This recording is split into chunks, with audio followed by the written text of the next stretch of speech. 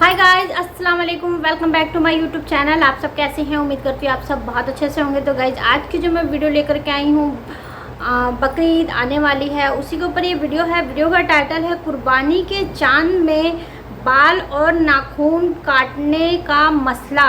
और ये वीडियो है मौलाना इम्तियाज़ बरकती जी का, और ये वीडियो लिया है मैंने नूर की बरसात चैनल से। तो गाइस, कुर्बानी के चांद में बाल काटना, नाखून काटना कैसा है वो तो वीडियो सुन के पता चलेगा। लेकिन बाल कभी भी कटवा सकते हैं अपने लोगों में, नाखून कभी भी काट सकते हैं, ऐसा कुछ भी नहीं है। मैंने बहुत सारे ऐसे वीडियो सुने हैं, लेकिन ये इस वीडियो में ऐसा क्या बताएंगे फिर वीडियो सुन के ही पता चलेगा। तो गाइस, अगर आपने अभी तक मेरे चैनल को सब्सक्राइब नहीं किया है, आप मेरे चैनल पर नए तो प्लीज़ चैनल को सब्सक्राइब कर लीजिएगा, बेल आइकन को प्रेस करना मत भूलिएगा। तो आइए चलिए इस वीडियो को सुनते हैं और फिर बाकी बातें बाद में करते हैं। आ रही है ईद उल अज़हा, हो रही हैं बरकतें। आ रही है ईद उल अज़हा, हो रही हैं बरकतें। जानवर कुर्बान करके खूब लूटो रहमतें। अशरे ज़िलहिज्जा है ये मेरे अजीज़ों, इसकी बड़ी फजीलतें बयान फरमाई गई। मेरे मुस्तफ़ा करीम ताजदार मदीना वाली कौनैन ने फरमाया, अशरे ज़िलहिज्जा यानी ज़िलहिज्जा के ये 10 दिन, मेरे आका फरमाते इन 10 दिनों में, यानी इन 10 दिनों में जो इंसान इसकी रातों में इबादतें करता है, हुजूर ने फरमाया उसे शबे बरात में इबादत करने का जो सवाब मिलता है वही सवाब अल्लाह इसमें अता फरमाता है। और 9 ज़िलहिज्जा तक जो रोज़े रखे, 10 ज़िलहिज्जा को तो रोज़ा नहीं रखा जाएगा, क्योंकि वो 3 दिन अय्याम नहर है, कुर्बानी के दिन है, उसमें रोज़ा रखना हराम है। मगर इस महीने के शुरू के 9 दिन जो इंसान रोज़ा रखता है, बड़ी फजीलतें बयान की गई। जो इंसान ये 9 रोज़े रखता है, मेरे आका ने फरमाया हर रोज़े के बदले अल्लाह उसके 1 साल के गुनाह मुआफ़ फरमा देता है। हर रोज़े के बदले अल्लाह 1 साल के गुनाह बख्श दिया करता है। ये 10 दिन बड़े मुक़द्दस, बड़े पाकीज़ा हैं। फिर आता है वो दिन जब कुर्बानियाँ की जाती हैं, और मुस्तहब ये है कि अशरे ज़िलहिज्जा के अंदर जो बंदा कुर्बानी करे, जो शख्स अल्लाह की रज़ा के लिए जानवर को कुर्बान करे, उसे चाहिए कि वो उन 10 दिनों के अंदर अपने बाल नहीं कटवाए, नाखून नहीं कटवाए।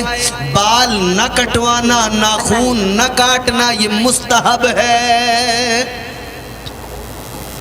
जो कुर्बानी कर रहा है और जो कुर्बानी नहीं कर रहा, उसके लिए भी हुजूर अलैहिस्सलाम ने फरमाया, मेरे मुस्तफ़ा करीम की बारगाह में एक सहाबी आए, कहने लगे या रसूल अल्लाह, गरीब हूँ, कुर्बान करने के लिए जानवर नहीं है।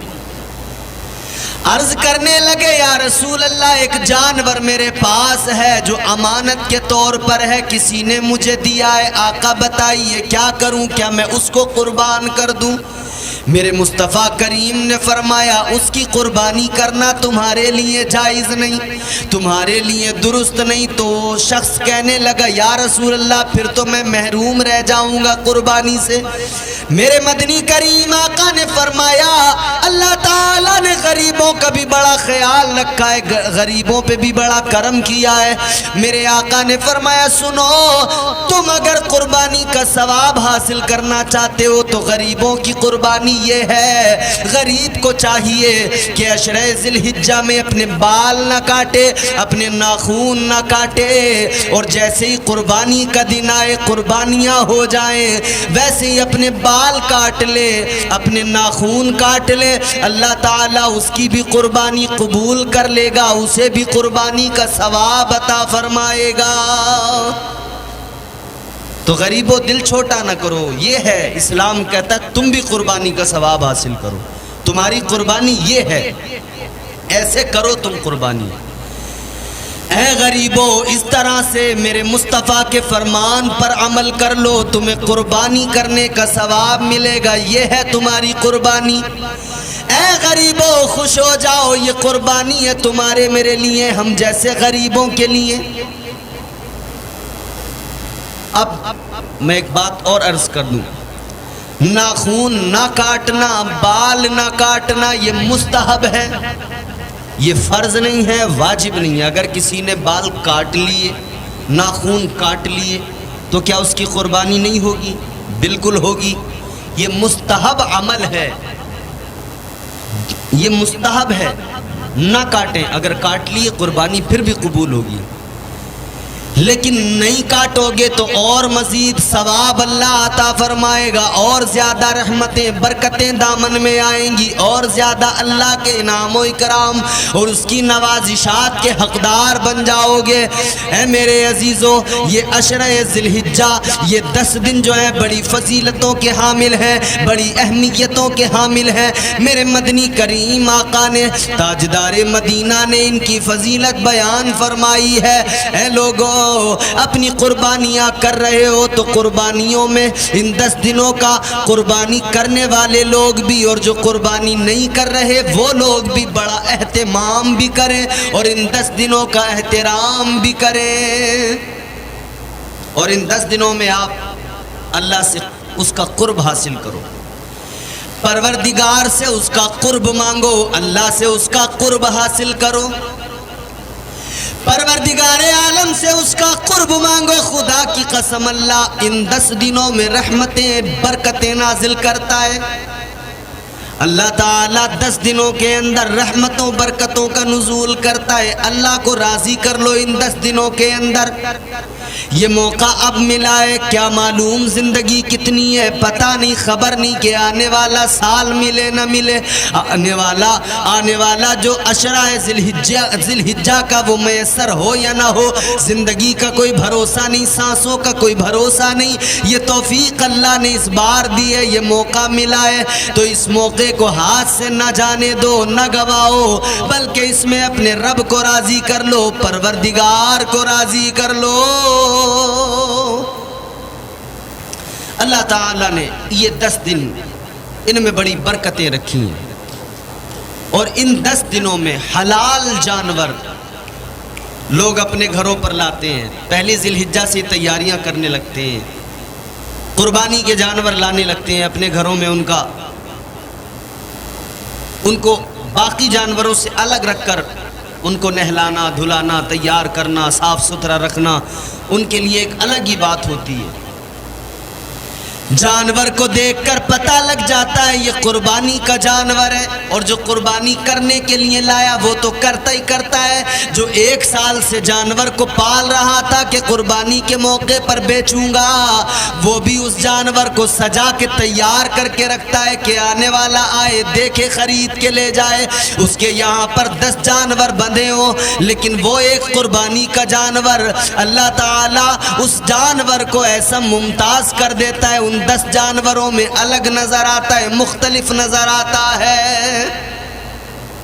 वो बताए भी नहीं ना अगर, तो अट्रैक्शन ऑटोमेटिक उसकी तरफ होता है। वो जानवर दिल को भाता है, अच्छा लगता है। क्यों? क्योंकि वो कुर्बानी का जानवर है। ऐ लोगों, जिस जानवर का नाम रख दिया जाए कि ये कुर्बान किया जाएगा, उस जानवर को देखो बाकी जानवरों में अलग हो जाता है। उस जानवर को देखो तो उसकी मोहब्बत आने लगती है, उस जानवर का प्यार आने लगता है, वो जानवर अच्छा लगने लगता है। और मेरे मुस्तफ़ा करीम ने यही तो सिखाया, कुर्बानी के जानवर के साथ में अच्छा सलूक करो। मेरे आका ने यही तो तालीम दी, कुर्बानी के जानवर का खूब ख्याल रखो, खिलाओ पिलाओ, साफ सुथरा रखो, तैयार रखो, उसको अच्छा रखो ताकि वो अलग नजर आए, पता लग जाए दूर से ये कुर्बानी का जानवर है। मेरे मुस्तफ़ा करीम के प्यारे सहाबा यही तो अमल किया करते थे, हुजूर के फरमान पर अमल करते थे, कुर्बानी के जानवरों को सजा कर तैयार करके ले जाते थे और मक्का शरीफ मिना में जाकर वादी मीना में उन जानवरों को कुर्बान किया करते थे, ज़िबा किया करते थे। अल्लाहु अकबर। मिना में जाने वाले हुज्जाज जब जाकर कुर्बानियाँ करते हैं, उन्हें वो मंजर सामने होता है, निगाहों के सामने वो सारा मंजर होता है।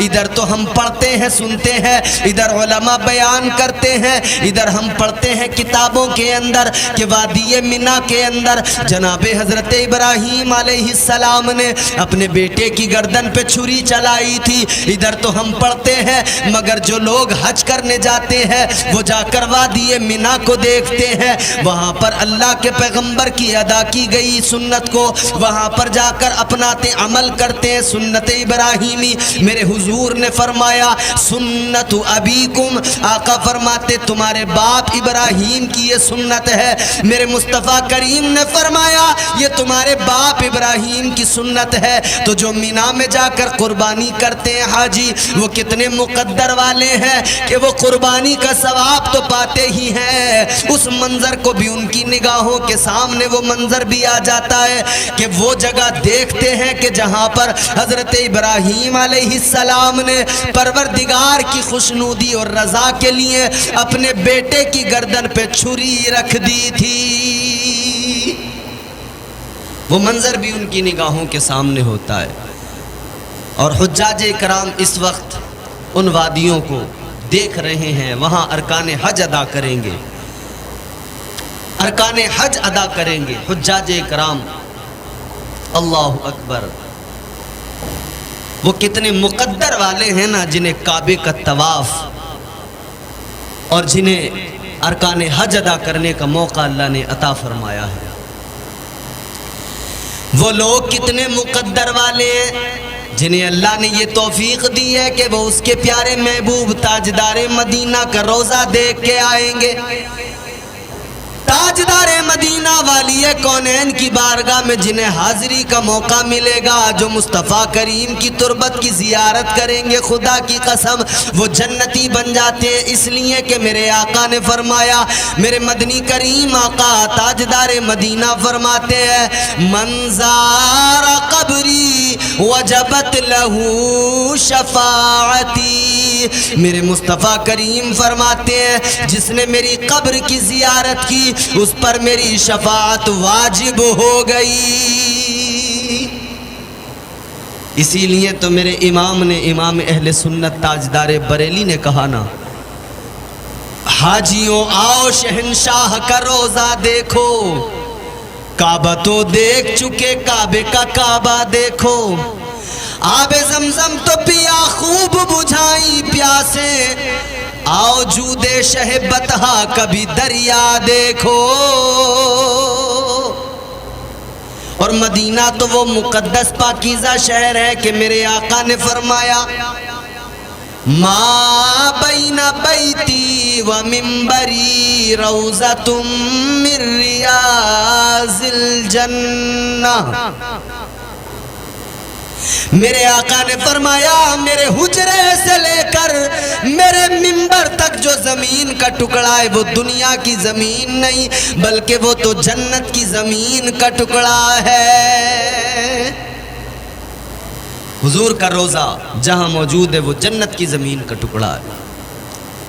اسی لیے تو حاجی جاتے ہیں نا, یہاں سے بوڑھے بوڑھے بزرگ لوگ جاتے ہیں جن سے چلا نہیں جاتا. یہاں ایک آدمی ہاتھ پکڑ کے لے کے چلتا تھا, مگر وہاں جا کر وہ بزرگ دوڑنے لگ جاتے ہیں, دوڑ لگاتے ہیں, توانائی آ جاتی ہے. کیوں؟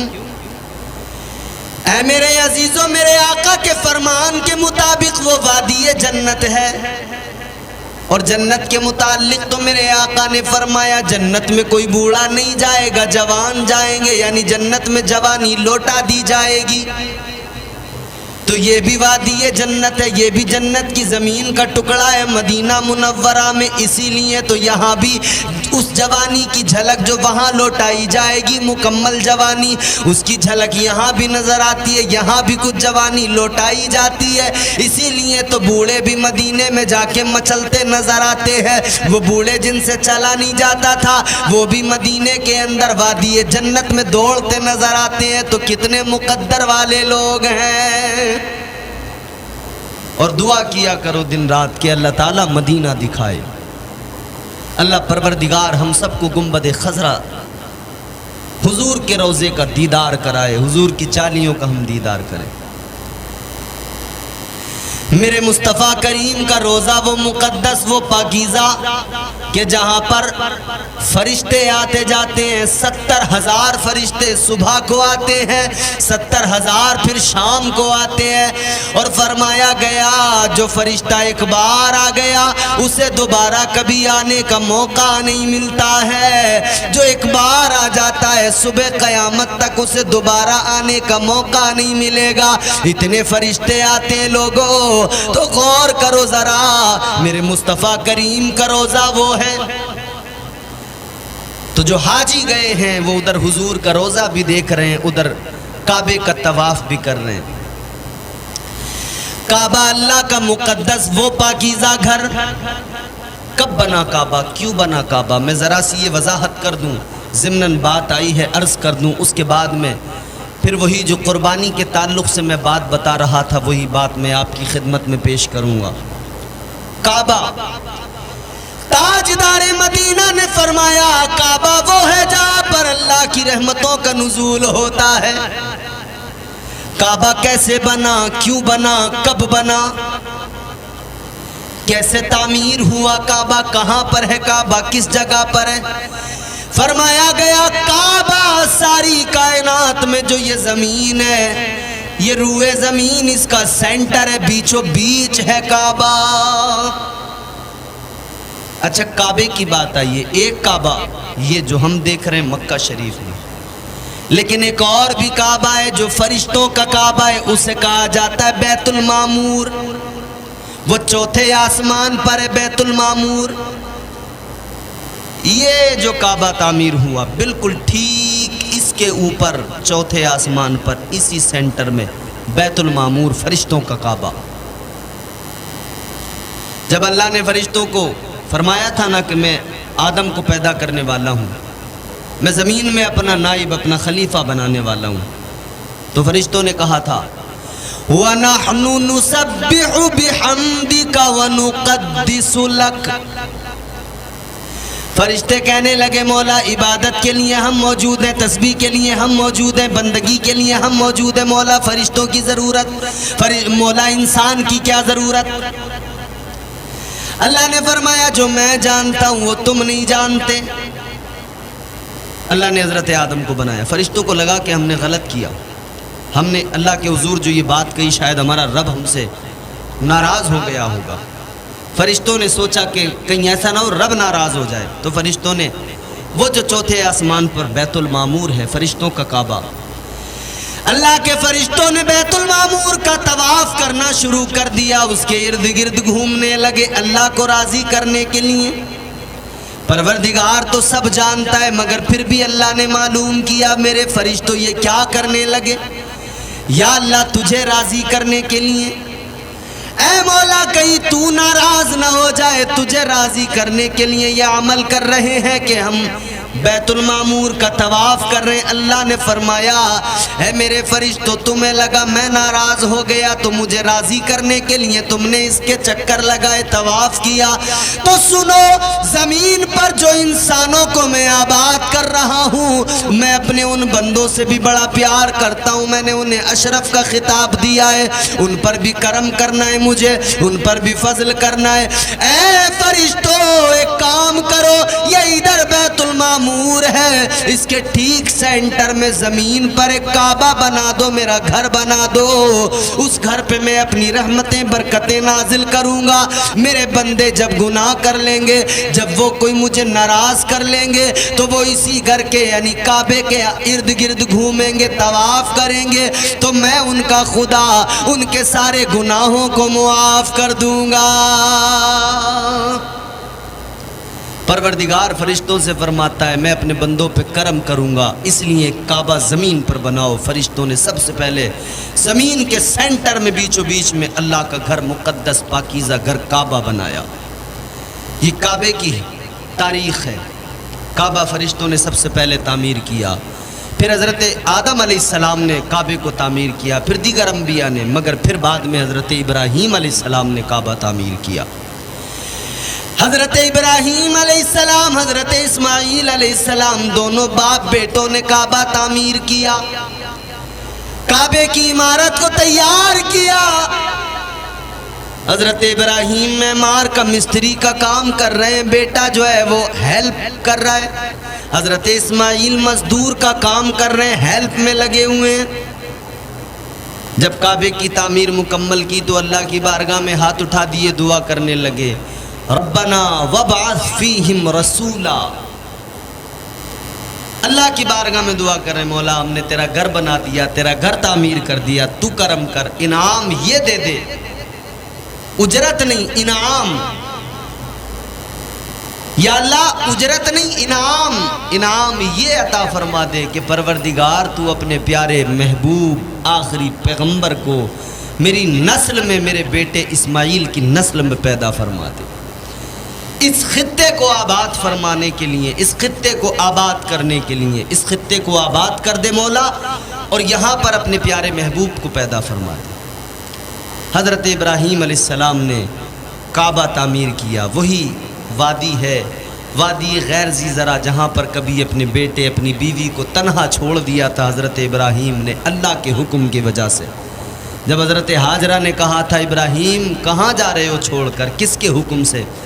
فرمایا اللہ کے حکم سے. حضرت ہاجرہ نے کہا اللہ کے حکم سے چھوڑ کے جا رہے ہو تو چھوڑ کے چلے جاؤ، کیونکہ حکم جس کا ہے محافظ بھی وہی ہے، حفاظت بھی کرنے والا وہی ہے، ہمارا محافظ اللہ ہے.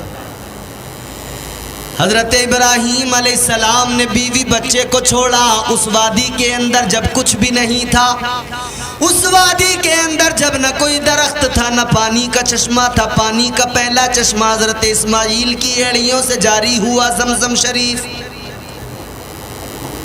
تو پھر وہاں پر آبادی بھی ہو گئی، پھر اللہ کا گھر بھی تعمیر ہو گیا.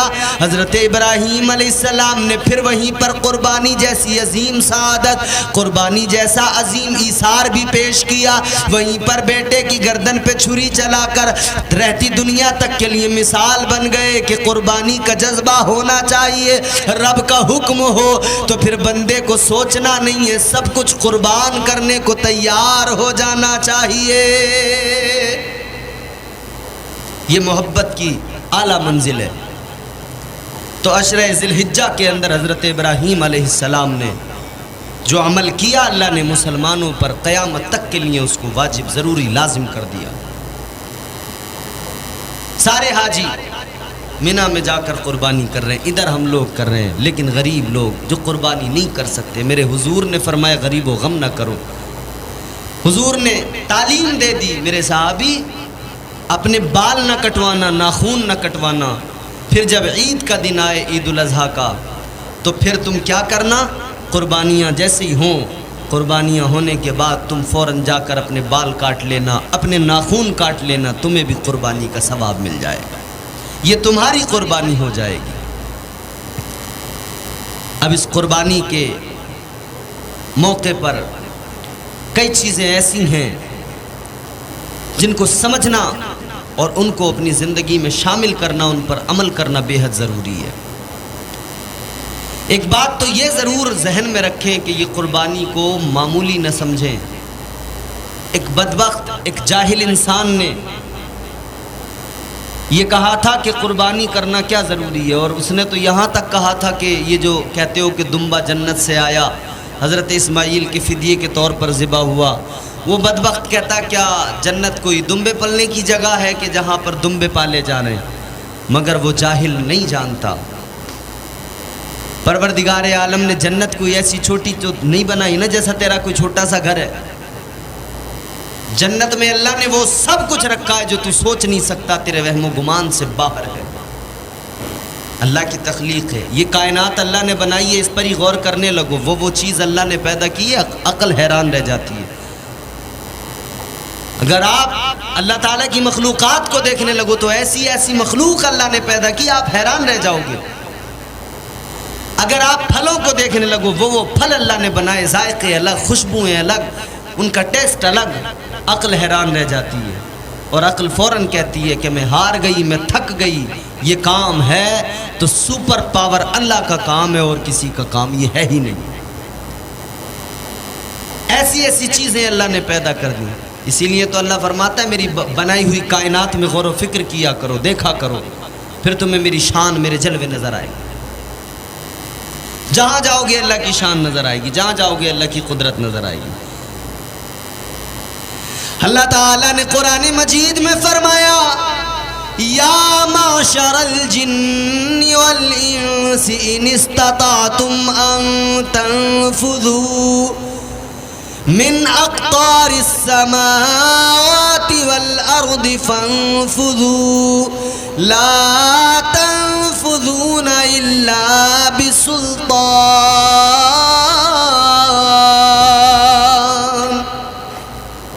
اللہ کا قرآن کہتا ہے جہاں بھی چلے جاؤ، جتنا چاہے زور لگا لو، دنیا کے سارے جنات بلا لو، سارے انسان بلا لو، جتنی کوششیں کر لو، مگر جہاں بھی جاؤ گے تمہیں اللہ کی قدرت کے جلوے نظر آئیں گے۔ کوئی طاقت نہیں اتنی بڑی جتنی بڑی طاقت سپر پاور میرا پروردگار ہے۔ اس رب نے کائنات کو بنایا، اس نے کہا کن ہو جا فیکون، پھر ساری کائنات ہو گئی۔ اللہ نے پیدا کر دیا کائنات کو، نظام کائنات وہی رب چلاتا ہے، اسی رب نے ہم پر یہ حکم نازل کر دیا۔ اللہ نے فرمایا فَصَلِّ لِرَبِّكَ وَانْحَرْ، اللہ نے نماز کا بھی حکم دیا، قربانی کا بھی حکم دیا، نماز کے ساتھ قربانی کا حکم دیا۔